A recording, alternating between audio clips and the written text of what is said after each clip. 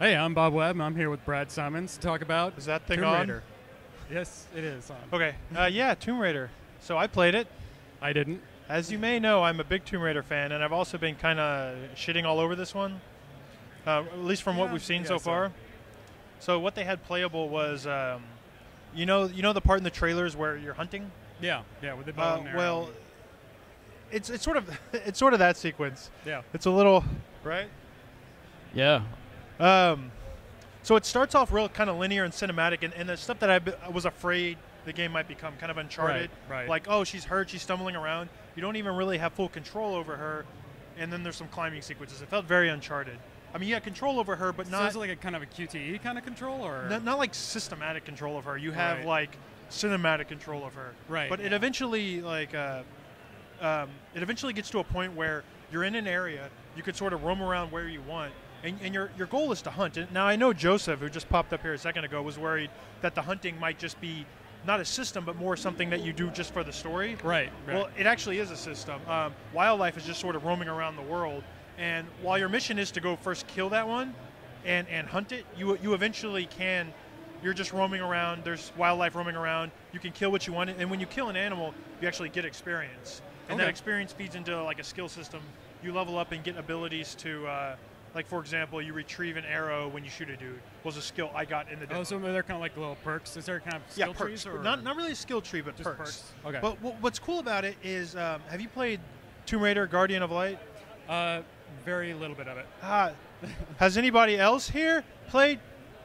I played through the first couple Okay. levels, so I'm familiar with Well, so it. here's what's cool about that game is you're in a big area, and you sort of have a main goal, but you have a set of objectives, like find these certain things, find the hidden tomb. Right. And while it's not an open world, you have these things you can do in this world, and you're not tied to like this linear path like you say you are in Uncharted. And sure enough, I brought up the menu and I looked at all the menus, of course, because that's what I do. And I saw like find the hidden tomb, find 3 relics, and I was just sort of roaming around. None of that stuff was really there in the demo. Right. But I definitely felt it felt kind of like a 3D version of Lara Croft and the Guardian of Light in that sense. So I wonder if do these things, are they just static in a list of things you can do in the environment, or is it like you unlock them as you discover them? Well, no. Like, there's multiple environments from what I could tell of the map menu. It said, in this area, you have 5% complete. Okay. And those percentages are based on, like, how many relics you found, if you found, like, any of the secret hidden tombs. And actually, like, I explored them, I'm assuming. They had the same thing in Lara Croft. And I'm assuming there's other hub areas. You can also find campsites, which are places where you can level up your character, restock on items, and maybe, like, health and stuff. And you can unlock those within a given area, and I think you eventually get the ability to like travel between them, like fast travel kind of. Okay, that makes sense. So, while I've been really down on this before because I thought it was going to be some shitty Uncharted clone, I'm actually really surprised that it's feeling. I was kind of hoping either for old Tomb Raider or like Soul Reaver, and it's nice to know that while it's unfortunate that it's like really neither of those, I'm getting this really strong like 3D Lara Croft and the Guardian of Light vibe, and I love that game. It was in my top 10 that year. And I really like the objective-based design that this game is. I guess they're going for, and there was no real enemies to fight, just wildlife. Right. So in the demo, there was just your only weapon was the bow and arrow, right? Yeah, just the bow and arrow, and it was a little weird though. She didn't have like a knife or anything. I mean, once you were out of arrows, you literally just couldn't do anything to anybody or anything. But it was just rabbits and deer, so I guess that doesn't really matter. But no underwater swimming. No underwater swimming. There was a point, this is completely off topic, stay tuned later for our Last of Us impressions where the character did fall into some water, and I'll tell you more about that later. Oh. But, let's just say, as far as, like, Tomb Raider, I've been super pessimistic. I've been really bummed out, kind of like I was with Hitman until I played it, until I saw more of it.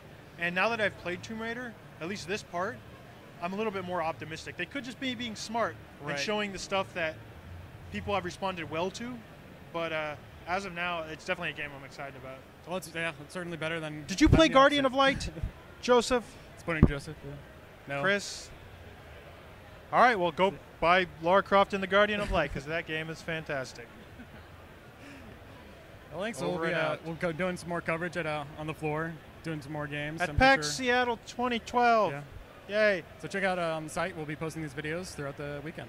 And we want feedback. Do you prefer us to look in your eyes or look at each other? Because we got a bromance going on right here. There's some tension. It's kind of weird. It's kind of weird. I feel like if it was one mic and then we were going back and forth, I would know when to look at you. Right. But this is really weird. So give us feedback. We want it. Anyways, yeah, stay tuned for more coverage.